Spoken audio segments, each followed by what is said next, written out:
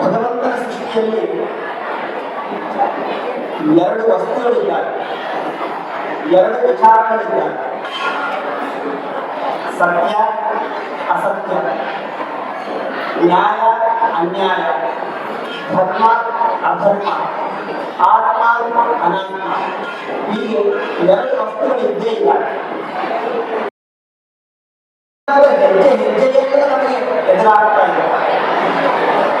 ಬುದ್ಧಿವಂತನಾದವನು ಸಾರಾಸಾರ ವಿಚಾರ ಮಾಡಿ ಕೆಟ್ಟವಾಗಿರ್ತಕ್ಕಂತಹ ಅನಾತ್ಮ ವಸ್ತುಗಳನ್ನ, ಅನ್ಯಾಯವನ್ನ, ಅಧರ್ಮವನ್ನ, ಅಸತ್ಯವನ್ನ, ಅಯೋಗ್ಯವಾದದ್ದನ್ನು ತ್ಯಾಗ ಮಾಡಿ ಯೋಗ್ಯವಾದ ಸತ್ಯವನ್ನ, ನ್ಯಾಯವನ್ನ, ಧರ್ಮವನ್ನ ಸ್ವೀಕರಿಸಿದಾಗ ಅವನ ಜೀವನ ಏನಪ್ಪ ಅಂತಂದ್ರೆ ಸುಖಮಯವಾಗ್ತದ, ಸಾರ್ಥಕ ಆಗ್ತದ. ಅವನಿಗೆ ಏನಪ್ಪ ಅಂತಂದ್ರೆ ಪುರುಷಾರ್ಥದ ಪ್ರಾಪ್ತಿ ಆಗ್ತದ. ನಮಗೆ ಶಾಸ್ತ್ರ ಬರುತ್ತೆ. ಅದನ್ನೇ ನಮ್ಮ ಶಾಸ್ತ್ರ ಭಾಷೆಯಲ್ಲಿ ಏನಂತಾರೆ ಅಂದ್ರೆ ವಿವೇಕ, ಆತ್ಮಾನಾತ್ಮ ವಿವೇಕ. ಅದನ್ನೇ ಇಂದಿನ ಚಿಂತನೆಯ ವಿಷಯ. ಹಿತವು ಇದು ಅಹಿತವೆಂದು ಅತಿಶಯಿಸಿ ಎನ್ನುವುದೇ ಚಂದಮಾಮ. ಮನುಷ್ಯರಿಗೆ ಯಾವುದು ಯೋಗ್ಯ, ಯಾವುದು ಅಲಂಕಾರ ಅಂದರೆ ಈ ಸ್ಥಿತಿಯಲ್ಲಿರುವ ಆತ್ಮ ಅನಾತ್ಮ. ಅದರಲ್ಲಿ ನಾವು ಹಿತವಾದದ್ದು ಯಾವಂದರೆ ಯಾವತ್ತೂ ಕೂಡ ಆತ್ಮವಸ್ತುವೇ, ಸಚ್ಚಿದಾನಂದ ಸ್ವರೂಪವಾದ ಆತ್ಮವಸ್ತುವೇ ನಮಗೆ ಹಿತವನ್ನು ಉಂಟು ಮಾಡುತ್ತದೆ. ಅದಕ್ಕೆ ವಿಲಕ್ಷಣವಾದ ಆತ್ಮವಸ್ತುವೆ ಏನಿದೆ ಅಲ್ಲ, ಅದಕ್ಕೆ ನಮಗೆ ಯಾವ ಹಿತವನ್ನ ಕೊಡುವುದಕ್ಕೆ ಸಾಧ್ಯ ಇಲ್ಲ. ನಮಗೆ ದುಃಖವನ್ನೇ ಕೊಡುತ್ತದೆ. ಹಿತ ಅಹಿತವನ್ನ ನಾವು ವಿಚಾರ ಮಾಡಿ ಅದರಲ್ಲಿ ಹಿತವನ್ನೇ ಸ್ವೀಕರಿಸುವುದೇನಿದೆಯಲ್ಲ, ಅದು ಅತಿಶಯವಾದರೆ ಚೆನ್ನಾಗಿ ತಿಳಿದುಕೊಂಡು ಆರಿಸಿಕೊಳ್ಳುವುದಿಲ್ಲ, ಅದು ಯೋಗ್ಯವಾಗುತ್ತದೆ ಅಂತ ನಮಗೆ ಶಾಸ್ತ್ರ. ಅದಕ್ಕೆ ಶಂಕರಾಚಾರ್ಯರು ಕೂಡ ವೇದಾಂತ ವಿಷಯಗಳಲ್ಲಿ ಹೇಳ್ತಾರೆ, ಆತ್ಮ ಪದಾರ್ಥವುದ್ದು ತವು ಪರಸ್ಪರ ವಿಲಕ್ಷಣವು ಬ್ರಹ್ಮೇವಾತ್ಮ ನ ದೇಹಾದಿ ವೇದಾಂತ ಬಂಧಿಮಃ.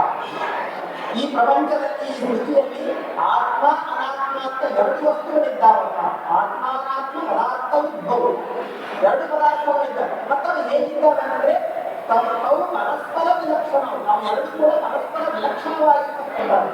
ಯಾಕೆಂತಂದ್ರೆ ಸಂಸಾರ ವಸ್ತುಗಳಾದ ಅನಾತ್ಮ ವಸ್ತುಗಳೆಲ್ಲವೂ ಹೇಗಿದೆ ಅಂತಂದ್ರೆ ಅನಿತ್ಯವಾಗಿದ್ದಾವೆ, ಜಡವಾಗಿದ್ದಾವೆ, ದುಃಖವನ್ನು ಕೊಡುವಂತದ್ದಾಗಿದ್ದಾವೆ. ಆದರೆ ಆತ್ಮ ಪದಾರ್ಥ ಏನಿದೆಯಲ್ಲ ಅಂದರೆ ಸಚ್ಚಿದಾನಂದ ಸ್ವರೂಪವಾಗಿದೆ, ನಮಗೆ ಸುಖವನ್ನು ಉಂಟು ಮಾಡುವಂತದ್ದು, ಇದನ್ನು ಉಂಟು ಮಾಡುವಂತದ್ದು. ಈ ರೀತಿ ನಾವು ಉತ್ತರ ಪರಸ್ಪರ ಲಕ್ಷಣವಾಗಿರ್ತಕ್ಕಂಥದ್ದು.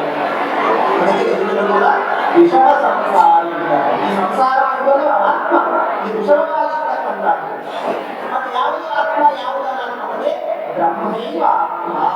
ಬ್ರಹ್ಮ ಪರಬ್ರಹ್ಮ ಸ್ವರೂಪ ಏನಿದೆಯಲ್ಲ ಅದುವೇ ಆತ್ಮ, ಅದುವೇ ಸಚ್ಚಿದಾನಂದ ಸ್ವರೂಪವಾದದ್ದು, ಅದುವೇ ನೀನಾಗಿದ್ದೀಯ. ಆದರೆ ಏನು, ನಾನು ನನ್ನದು ಅಂತ ಅಭಿಮಾನ ಮಾಡುವಂತಹ ಈ ದೇಹಾದಿಗಳಂತಂದ್ರೆ ದೇಹ, ಈ ದೇಹಕ್ಕೆ ತೋರುವಂತಹ ಎಲ್ಲ ಸೃಷ್ಟಿಯೆಲ್ಲವೂ ಇಲ್ಲಿ ಬರುವುದು ಅನಾತ್ಮ ವಸ್ತು ಅಂತ ನಮ್ಮ ಶಾಸ್ತ್ರ.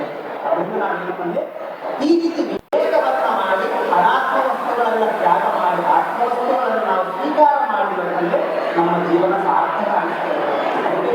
ಇದು ಸೃಷ್ಟಿಯಲ್ಲಿ ಇರುವಂತಹ ಭಗವದ್ಗೀತೆಯಲ್ಲಿ ಪರಮಾತ್ಮ ಹೇಳ್ತಾನೆ, ವಿನಶ್ಯಂತಂ ಯಪಶ್ಯತಿ ಸಪಶ್ಯತೆ.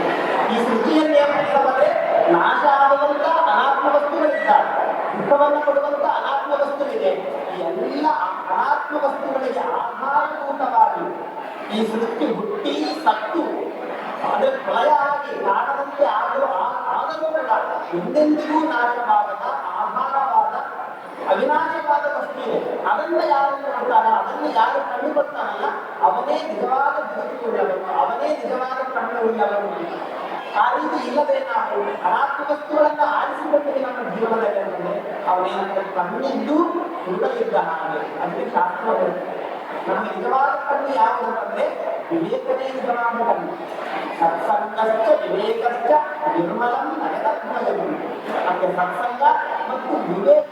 ವಿವೇಕ ಅಂದ್ರೆ ಇದು ಹಿತ, ಇದು ಅಹಿತ, ಇದು ಆತ್ಮ, ಇದು ಅನಾತ್ಮ ಅಂತ ತಿಳಿಸಿಕೊಡುವಂತಹ ಬುದ್ಧಿ ಏನಿದೆಯಲ್ಲ ಅದುವೇ ನಿಜವಾದ ವಿವೇಕ. ಅದುವೇ ನಮಗೆ ಕಣ್ಣು. ಆ ವಿವೇಕ ನಮಗೆ ಇದ್ದಿಲ್ಲ ಅಂತಂದ್ರೆ ನಾವೇನಂದ್ರೆ ಉಳ್ಳದಿಲ್ಲ. ಆ ವಿವೇಕ ನಮಗೆ ಎದರಿಂದ ಬರ್ತದಂದ್ರೆ ಸಂಘದಿಂದಲೇ ಬರ್ತದೆ. ಅದು ನಮಗೆ ಎರಡನೇ ಅಂದ್ರೆ ಈ ವೇದಾಂತ ವಿಷಯಗಳು ಗುರುಗಳ ಸಂವಿಧಾನದಲ್ಲಿ ನಮಗೆ ಏನಂದ್ರೆ ಆ ವಿವೇಕ ಬುದ್ಧಿನ ಅದರಿಂದ ಅನೇಕವನ್ನು ನಾವು ಕಂಡುಕೊಳ್ಳುತ್ತೇವೆ. ಅದಕ್ಕೆ ಅನೇಕ ಉದಾಹರಣೆಗಳು ನಮ್ಮ ಶಾಸ್ತ್ರದಲ್ಲಿ ಅದರಲ್ಲಿ ಪ್ರಸಿದ್ಧವಾದಂತಹ ನಚಿಕೇತ ನೋಡಿ ನಾವೇನಾಗುತ್ತೆ ನಾವೆಲ್ಲರೂ ಕೂಡ ಅಜ್ಞಾನಕ್ಕೆ ಒಳಗಾಗಿ ಅನಾತ್ಮ ವಸ್ತುಗಳನ್ನೇ ಆಯ್ದುಕೊಳ್ಳುತ್ತೇವೆ. ಅವು ನಮಗೆ ಸುಖವನ್ನು ಕೊಡ್ತಾ ಮಾಡ್ತೇವೆ. ಆದ್ರೆ ಆ ವಸ್ತುಗಳು ಹೇಗಿದ್ದಾವೆ ಅಂದರೆ ಅವು ದುಃಖಮಯವಾಗಿರ್ತಕ್ಕಂಥ ಸುಖದ ಆಭಾಸವನ್ನು ಕೊಡ್ತಾ ಇರುವುದು ಸುಖವನ್ನು ಕೊಡುವಂತಾದ.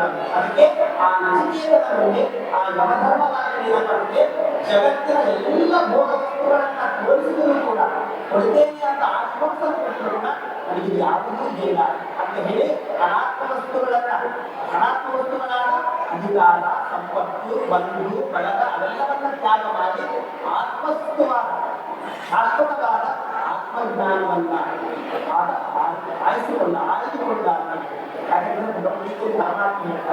ಏಕಿ ಸಂಸ್ಪರ್ಶನ ಭೋಗಾ ದುಃಖಯೋಗದ ಏವತೆ ಆದ್ಯಂತ ಅಂತಃಕರಣೇಯ ನದೇಶು ರಮತೆ ಬುಧ. ಈ ಒಂದು ಅನಾತ್ಮ ಎಲ್ಲ ಭೋಗ ವಸ್ತುಗಳಿದ್ದಾವಲ್ಲ ಇನ್ನೇನಪ್ಪಂದ್ರೆ ಇಂದ್ರಿಯ ಮತ್ತು ವಿಷಯಗಳ ಸಂಯೋಗದಿಂದ ನಮಗೆ ಸುಖವನ್ನು ಉಂಟು ಮಾಡ್ತಾರೆ. ಇದು ವಿಷಯಾನಂದ ಅದೇನಪ್ಪ ಅಂತಂದ್ರೆ ದುಃಖಯೋಗದ ಜೀವನ ಅದು ನಮಗೆ ದುಃಖವನ್ನೇ ಉಂಟು ಮಾಡ್ತಾರೆ, ದುಃಖಕ್ಕೆ ಕಾರಣ ಆಗ್ತದೆ. ಮತ್ತು ಆ ಸುಖಕ್ಕೆ ಏನಿದೆ ಅನಾತ್ಮ ವಸ್ತುಗಳನ್ನು ನಾವು ಅನುಭವಿಸುವುದಕ್ಕೆ ಅಂತಂದ್ರೆ ನಮಗೆ ಪ್ರಾರಂಭದಲ್ಲಿ ಸುಖ ಆಗಿರ್ತದೆ.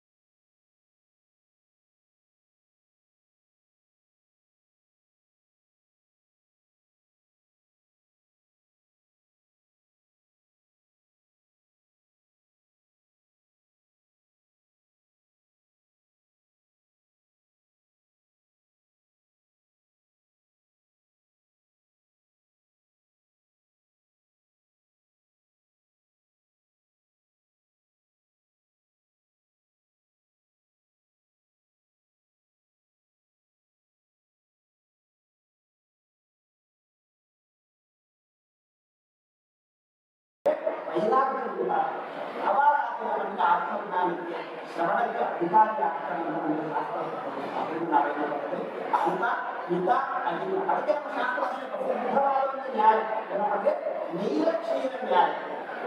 ಹೇಗೆ ನೋಡಿ ಇನ್ನೊಂದು ನಮ್ಮ ಶಾಸ್ತ್ರದಲ್ಲಿ ಹೇಳೋದು ನಮ್ಮ ಮನುಷ್ಯರಿಗಿಂತಲೂ ಕೂಡ ಪ್ರಾಣಿಗಳಿಗೆ ವಿವೇಕ ಬುದ್ಧಿ ಬಹಳ ಇರ್ತದೆ. ಯಾವುದನ್ನು ಸ್ವೀಕರಿಸಬೇಕು ಯಾವುದನ್ನು ಸ್ವೀಕರಿಸಬಾರದು ಅಂತೇಳಿ ಮಗಳ ಒಂದು ಪ್ರಾಣಿಗಳಿಂದ ನೋಡಿ ನಾವು ಪ್ರಸಾದವನ್ನು ನೀಡಬೇಕು. ಅದಕ್ಕೆ ಪಠ್ಯ ಅರ್ಜಿ ಇತ್ತಂದ್ರೆ ಏನು ಮಾಡ್ತಾರೆ ಸ್ವೀಕರಿಸುವುದಿಲ್ಲ. ನೀವು ಎಷ್ಟೇ ಇದ್ರೆ ನನಗೆ ಬೇಕಾದ ವಸ್ತು ಇದ್ರೆ ಅದನ್ನು ಊಟ ಮಾಡ್ತಾರೆ.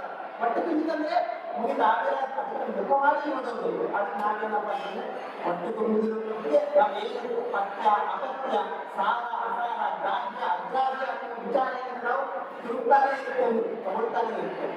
ಅದರಿಂದ ಏನಪ್ಪ ಅಂದ್ರೆ ನಾವು ಯಾವುದನ್ನು ಸ್ವೀಕರಿಸಬೇಕು ಅದನ್ನು ಸ್ವೀಕರಿಸೋದಕ್ಕೆ ನೀಲಕ್ಷೀರ ನ್ಯಾಯ.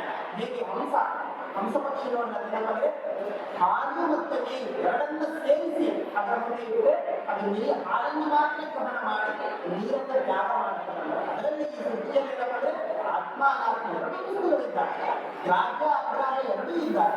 ಅದರಲ್ಲಿ ನಾವು ಏನಂದ್ರೆ